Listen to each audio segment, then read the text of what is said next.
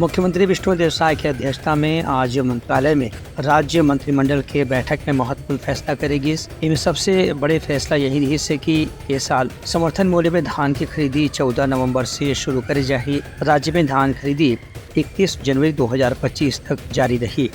एक बार एकीकृत किसान पोर्टल के माध्यम से किसान मंच के पंजीयन की प्रक्रिया अभी शुरू कर दी गई है, जो कि 31 अक्टूबर तक चलाए जाएगी। ओकर बाद ये साल 160 लाख मीट्रिक टन धान के खरीदी करे के लक्ष्य रखे गए है। एक बार बायोमेट्रिक व्यवस्था पहले साल के जैसे ही इस साल भी लागू रही। संगे संग हर सहकारी समिति में पर्याप्त मात्रा में जूट के बारदाना के स्टॉक रखे की व्यवस्था करे गए है।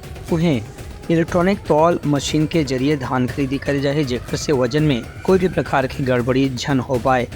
अभी तक के करीब 4 लाख बारदाना खरीद करके अलग अलग सहकारी समिति में पहुंचा दे गए है। बारदाना खरीदे की प्रक्रिया आगे भी जारी रही। संगे संग सहकारी समिति में काम करने वाला डाटा एंट्री ऑपरेटर मन के तनख्वाह भी अब बढ़ा के 18,420 रुपए कर दे गए है।